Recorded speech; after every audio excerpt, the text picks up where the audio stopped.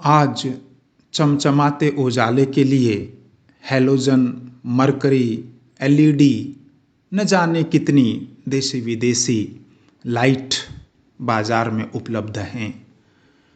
लेकिन मेरे भारत के गांव, मेरे भारत के देहात जिस दौर से गुजरे हैं, उनको जानने के लिए बहुत महत्वपूर्ण हो कि भारत के किसी आंचलिक रचनाकार को पढ़ लिया जाए, सुन लिया जाए।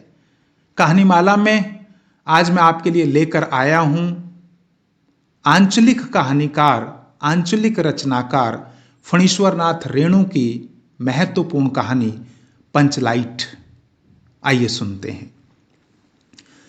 पिछले 15 दिनों से दंड जुर्माने के पैसे जमा करके महतो टोली के पंचों ने पेट्रोमैक्स खरीदा है।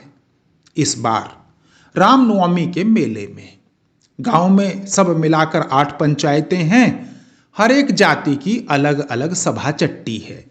सभी पंचायतों में दरी, जाजिम, सतरंजी और पेट्रोमैक्स है। पेट्रोमैक्स जिसे गांव वाले पंचलाइट कहते हैं।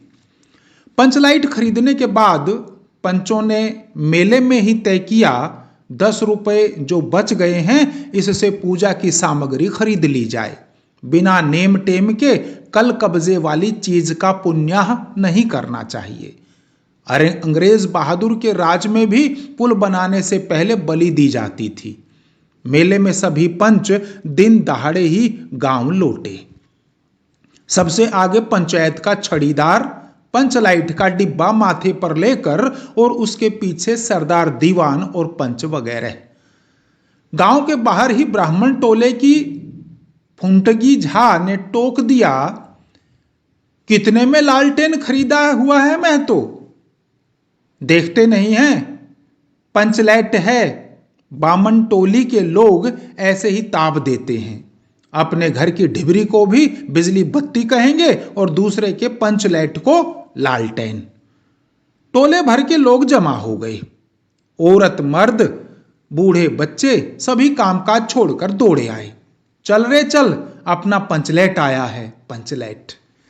छड़ीदार अगनू महतो रह रहकर लोगों को चेतावनी देने लगा, हाँ दूर से, जरा दूर से, छा मत देना, ठेस न लगे। सरदार ने अपनी स्त्री से कहा, सांझ को पूजा होगी, जल्दी से नहा धोकर चौका पीढ़ी लगाओ।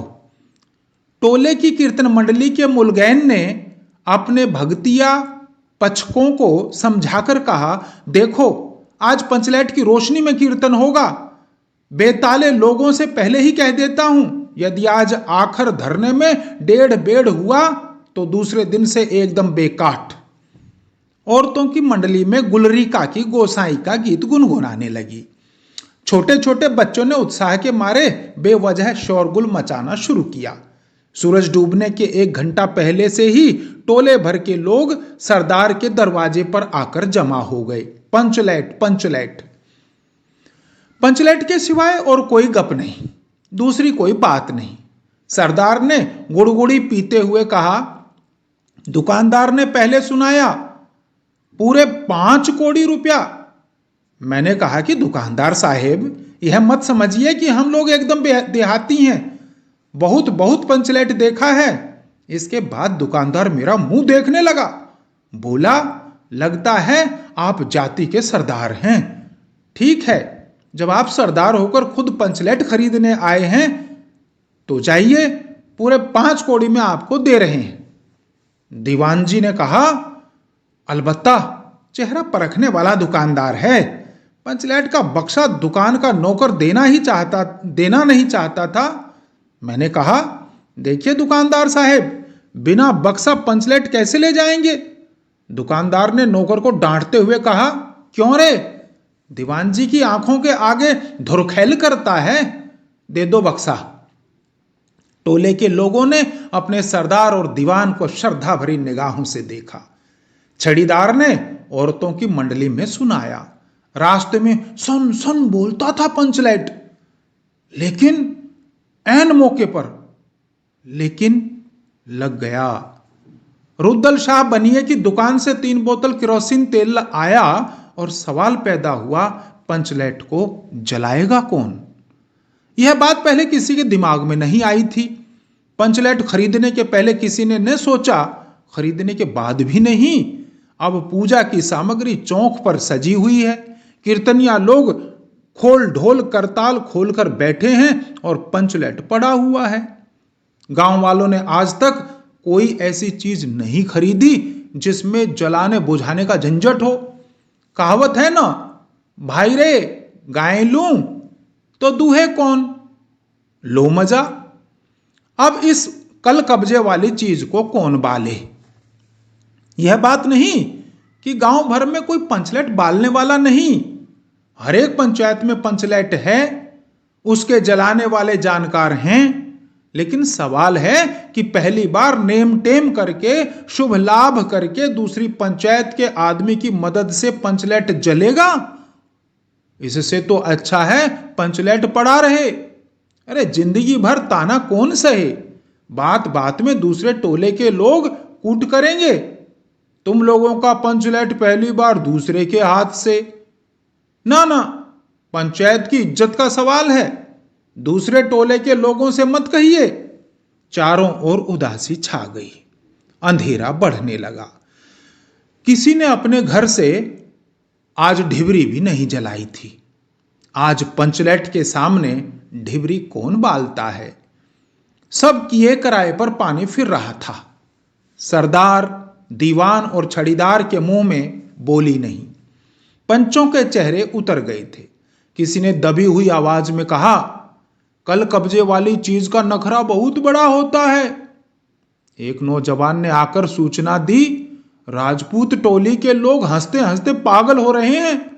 कहते हैं कान पकड़कर पंचलैट के सामने 5 बार उठो बैठो, तुरंत जलने लगेगा। पंचों ने सुनकर मन ही मन कहा, भगवान ने हंसने का मौका दिया है, हंसेंगे नहीं।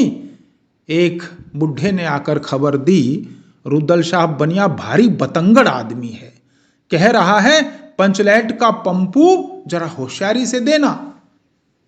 गुलरी काकी की बेटी मुनरी के मुंह में बार बार एक बात आकर मन में लौट जाती है। वह कैसे बोले? वह जानती है कि गोधन पंचलैट बालना जानता है, लेकिन गोधन का हुक्का पानी पंचायत से बंद है। मुनरी की मां ने पंचायत से फरियाद की थी कि गोधन रोज उसकी बेटी को देखकर सलम सलम वाला सलीमा का गीत गाता है, हम तुमसे मोहब्बत करके सलम। पंचों की निगाह में गोधन बहुत दिन से चढ़ा हुआ था। दूसरे गांव से आकर बसा है गोधन, और अब टोले के पंचों को पान सुपारी खाने के लिए भी कुछ नहीं दिया। परवाह ही नहीं करता। बस पंचों को मौका मिला, 10 रुपया जुर्माना। न देने से हुक्का पानी बंद। आज तक गोधन पंचायत से बाहर है, उससे कैसे कहा जाए? मुनरी उसका नाम कैसे ले? और उधर जाति का पानी उतर रहा है। मुनरी ने चालाकी से अपनी सहेली कनेली के कान में बात डाल दी। कनेली, चिगो चित चिन। कनेली मुस्कुराकर रह गई। गोधन तो बंद है। मुनरी बोली, तू कहे तो सरदार से। गोधन जानता है पंचलैट बालना। कनेली बोली, कौन? गोधन जानता है बालना। लेकिन सरदार ने दीवान की ओर देखा और दीवान ने पंचों की ओर। पंचों ने एकमत होकर हुक्का पानी बंद किया है।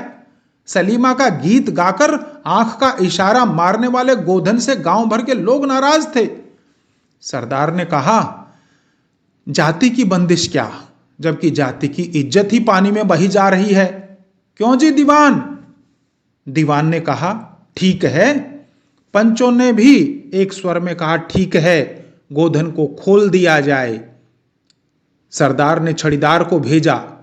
छड़ीदार वापस आकर बोला, गोधन आने को राजी नहीं हो रहा है। कहता है पंचों की क्या प्रतीत है, कोई कल कब्जा बिगड़ गया तो मुझे दंड जुर्माना भरना पड़ेगा। छड़ीदार ने रोनी सूरत बनाकर कहा, किसी तरह गोधन को राजी करवाइए, नहीं तो कल से गांव में मुंह दिखाना मुश्किल हो जाएगा। गुलरी काकी बोली, जरा मैं देखूं कह के। गुलरी काकी उठकर गोधन के झोंपड़े की ओर गई और गोधन को मना लाई।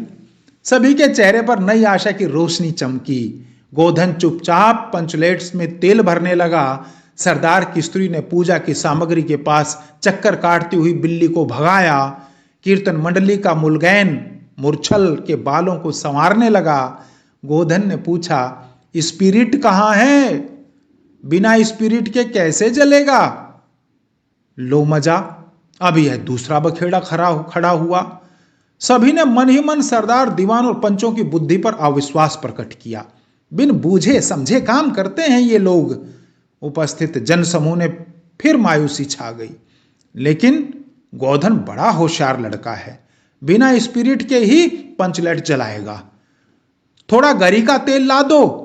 मुनरी दौड़कर गई और एक मलसी गरी का तेल ले आई। गोधन पंचलेट में पंप देने लगा। पंचलेट की रेशमी थैली में धीरे धीरे रोशनी आने लगी। गोधन कभी मुंह से फूंकता, कभी पंचलेट की चाबी घुमाता। थोड़ी देर के बाद पंचलेट से सनसनाहट की आवाज निकलने लगी और रोशनी बढ़ती गई। लोगों के दिल का मैल दूर हो गया। गोधन बड़ा काबिल लड़का है। अंत में पंचलाइट की रोशनी से सारी टोली जगमगा उठी तो कीर्तनिया लोगों ने एक स्वर में महावीर स्वामी की जय ध्वनि के साथ कीर्तन शुरू कर दिया। पंचलाइट की रोशनी में सभी के मुस्कुराते हुए चेहरे स्पष्ट हो गए। गोधन ने सबका दिल जीत लिया। मुनरी ने हसरत भरी निगाह से गोधन की ओर देखा। आंखें चार हुई और आंखों ही आंखों में बातें हुई। कहा सुना, माफ करना, मेरा क्या कसूर। सरदार ने गोधन को बहुत प्यार से पास बुलाकर कहा, तुमने जाति की इज्जत रखी है, तुम्हारा 7 खून माफ। खूब गाओ सलीमा का गाना। गुलरी काकी बोली, आज रात मेरे घर में खाना गोधन। गोधन ने फिर एक बार मुनरी की ओर देखा। मुनरी की पलकें झुक गई। कीर्तनिया लोगों ने एक कीर्तन समाप्त कर जय ध्वनि की। जय हो, जय हो। पंचलेट के प्रकाश में पेड़ पौधों का पत्ता पत्ता पुलकित हो रहा था। धन्यवाद। आशा करता हूं यह कहानी आपको बहुत पसंद आई होगी। ऐसा ही है मेरे भारत के गांव, ऐसा ही है मेरे भारत का लोक, जहां बड़े से बड़े अपराध को भी लोग आपस में सलटा लेते हैं, प्यार से उसे भुला देते हैं। धन्यवाद।